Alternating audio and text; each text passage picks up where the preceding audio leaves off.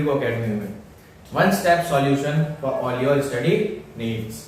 तो आज हम क्लास 9 का chapter number 9 force and laws of motion पढ़ने जा रहे हैं, जिसमें आज मैं आपको बस एक चैप्टर का बेसिक इंट्रोडक्शन देंगे और चैप्टर के बारे में, फोर्स के बारे में, इन सब के बारे में थोड़ा जानेंगे कि ये फोर्स होती क्या है, फोर्स के इफेक्ट्स क्या होते हैं, बैलेंस्ड अनबैलेंस्ड फोर्स, उसके बाद न्यूटन्स के द्वारा जो हमें 3 लॉज मिले थे, न्यूटन्स लॉज ऑफ मोशन, वो भी पढ़ेंगे हम। ठीक है, ठीक है, चलिए स्टार्ट करते हैं। तो सबसे पहले हम एक बार कंटेंट देख लेते हैं कि हम कंटेंट इस चैप्टर में क्या कवर करने जाएंगे। मैंने आपको वैसे बता दिया है, मैं तभी दोबारा बता देता हूं। सबसे पहले हम पढ़ने जाएंगे कि फोर्स क्या होता है। सबसे पहले हम पढ़ने जाएंगे फोर्स क्या होता है। ठीक है, सबसे पहले हम पढ़ेंगे कि फोर्स क्या होता है, उसके बाद पढ़ेंगे कि फोर्स के इफेक्ट्स क्या हैं, सब उसके बाद हम पढ़ेंगे क्या कि फोर्स के इफेक्ट्स क्या है। समझ में आई बात? हाँ है ना? ठीक है। उसके बाद हम पढ़ेंगे कि बैलेंस्ड फोर्स और अनबैलेंस्ड फोर्स क्या होता है, बैलेंस्ड फोर्स और अनबैलेंस्ड फोर्स क्या होता है। ठीक है, उसके बाद न्यूटन्स लॉज ऑफ मोशन, सबसे बाद में हम इस चैप्टर का सबसे main topic Newton's laws of motion पढ़ेंगे, न्यूटन्स लॉज ऑफ मोशन पढ़ेंगे। हाँ या ना? समझ में आ रही है बात? ठीक है, चलिए स्टार्ट करते हैं हम फोर्स के इंट्रोडक्शन से। तो force is nothing but action like pushing, pulling, lifting, stretching, twisting and pressing. अब जैसे मतलब मान लीजिए, आप फोर्स को कैसे डिफाइन कर पाएंगे? मान लीजिए ये मैं इस पे पुश कर रहा हूं, इसे अंदर की तरफ पुश कर रहा हूं, तो ये एक तरीके का फोर्स है, ये एक तरीके का फोर्स है। अब मान लीजिए मैं इसे पुल कर रहा हूं, मैं इसे पुल करूंगा, खींचूंगा, अलग हो जाएंगे, तो ये हो गया पुलिंग। ये क्या हो गया बच्चों? पुलिंग। हाँ या ना? समझ में आ गई बात? उसके बाद देखेंगे, मैं आपको बताता हूं, मैं इसको ट्विस्ट कर रहा हूं, घुमा रहा हूं, तो मैं क्या कर रहा हूं? उस पे फोर्स अप्लाई कर रहा हूं। क्या कर रहा हूं बच्चों? फोर्स अप्लाई कर रहा हूं। मैं इसे खींच रहा हूं, तो ये क्या हो रहा है? स्ट्रेचिंग हो रही है। क्या हो रही है बच्चों? स्ट्रेचिंग हो रही है। समझ में आ रही है बात? हाँ है ना? तो ये सारी जितनी भी एक्टिविटीज है जिसमें हम अपने मस्कुलर पावर का यूज करते हैं, उसे हम फोर्स कहते हैं। क्या कहते हैं बच्चों? फोर्स कहते हैं। उसके बाद इफेक्ट्स ऑफ फोर्स। अब मान लीजिए मैं किसी बॉडी पे फोर्स लगा रहा हूं, तो उससे उसमें क्या क्या इफेक्ट्स आ सकते हैं, उससे उस पे क्या क्या इफेक्ट आ सकते हैं। ठीक है, चलिए सबसे पहला क्या है कि force can move a stationary body. Stationary body बच्चों उसे कहा जाता है जो बॉडी रुकी हुई होती है, जो बॉडी रुकी हुई होती है उसे हम क्या कहते हैं? Stationary body. क्या कहते हैं बच्चों? Stationary body. जैसे मतलब मान लो मैंने इसे अभी हवा में रोक रखा है, ये स्टेशनरी बॉडी, अब मैं इस पे फोर्स लगा रहा हूं इस तरफ, तो ये मूव करने लग गई। ठीक है, तो क्या क्या कहा इसने? ये force can move a stationary body. समझ में आ रही बात? हाँ या ना? ठीक है। उसके बाद सेकंड पॉइंट क्या कह रहा है? A force can stop a moving body. अब मान लो एकदम से ये मूव करता हुआ बहुत तेजी से आ रहा है और मैंने इसे यहां रोक दिया, तो ये क्या हुआ कि a force can stop a moving body. ठीक है, जैसे मतलब मान लीजिए आप कार में ट्रैवल करते हैं, कार में जब आप ब्रेक अप्लाई करेंगे तो गाड़ी स्टॉप हो जाती है, तो ब्रेक क्या कर रही है? टायर्स पे फोर्स लगा रही है रुकने के लिए। समझ में आ रही है बात? उसके बाद a force can change the speed of a moving body, यानी कि force can change the speed of a moving body. सही बात है? अब मैंने क्या बताया अभी आपको, आप 60 की स्पीड से चल रहे हैं कार में, उसके बाद आपने ब्रेक लगाया, उसको 40 पे लेके आए, तो मूविंग बॉडी की स्पीड क्या हो गई? वहां पे चेंज हो गई। क्या हो गई बच्चों? चेंज हो गई। तो इसके कुछ और इफेक्ट्स भी हैं, जैसे a force can change the shape and size of a body.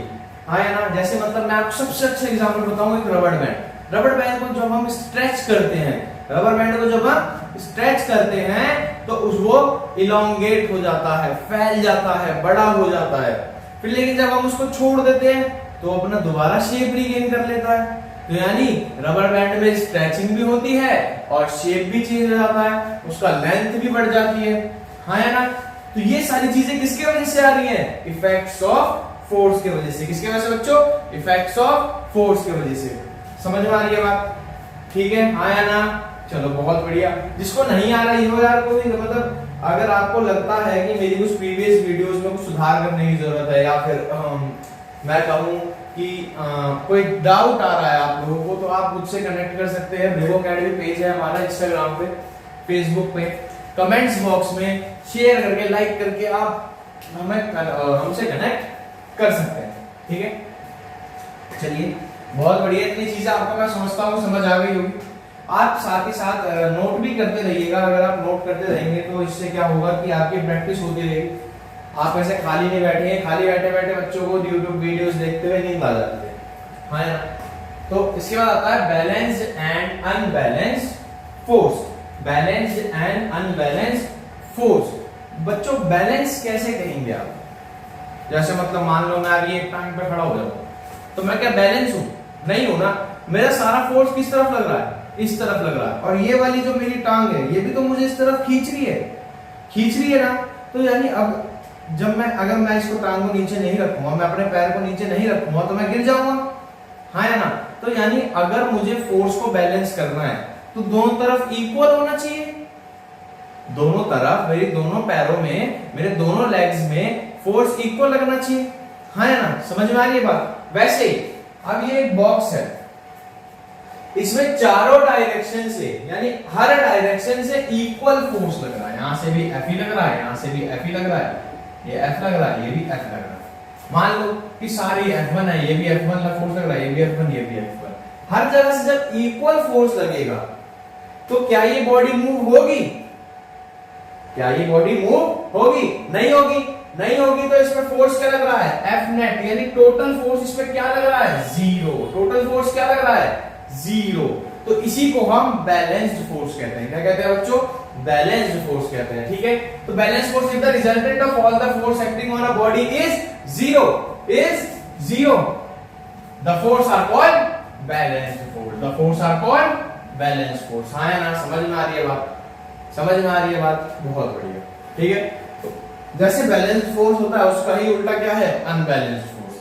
मैंने आपको क्या बताया कि मैं अगर एक टांग पे खड़ा हूं तो मैं इधर उधर हिल रहा हूं क्योंकि मैं अनबैलेंस्ड हूं। मैं क्या हूं? अनबैलेंस्ड हूं। उसी तरीके से ये एक बॉक्स है, इस बॉक्स पे इस डायरेक्शन में फोर्स लग रहा है, ऐसे कोई फोर्स नहीं लग रहा, ऐसे कोई फोर्स नहीं लग रहा। तो इसका F नेट कुछ ना कुछ तो आ जाएगा, इसकी कोई ना कोई वैल्यू होगी, हाँ या ना। यानी यहाँ पे जो फोर्स है वो बैलेंस्ड नहीं है, यहाँ पे जो फोर्स है वो बैलेंस्ड नहीं है, तो इसीलिए इसे अनबैलेंस्ड फोर्स कहा जाता है। यानी if the resultant of all the force acting on the body is not zero, the force are called unbalanced force. The force are called unbalanced force. समझ में आई बात आपको? हाँ या ना? ये जो बेसिक चीजें हैं ये हमारे हम 7th क्लास से 8th क्लास में इन सब क्लासों में पढ़ते हुए आ रहे हैं। ठीक है, समझ में आ रही है आपको बात? बाकी हम इसका अभी इंट्रो वीडियो ये वाला रखते हैं, इसका पार्ट 2 बहुत जल्दी मैं आपके लिए लेके आऊंगा। तब तक के लिए सत श्री अकाल, नमस्कार, आदाब। और सब्सक्राइब कर लीजिए हमारे चैनल को, लाइक शेयर कमेंट जो कहें, मतलब सब्सक्राइब बटन दबा दो यार, लाल बटन यार इतना अच्छा लगता है, बेचारे को सब्सक्राइब कर दो, घंटी बजा दो। उसके बगल में क्या जा रहा तुम लोगों का? कर लो ये थोड़ा। ठीक है, तब तक मैं जरा पार्ट 2 आपके लिए लेके आता हूँ बहुत जल्दी। मिलते हैं।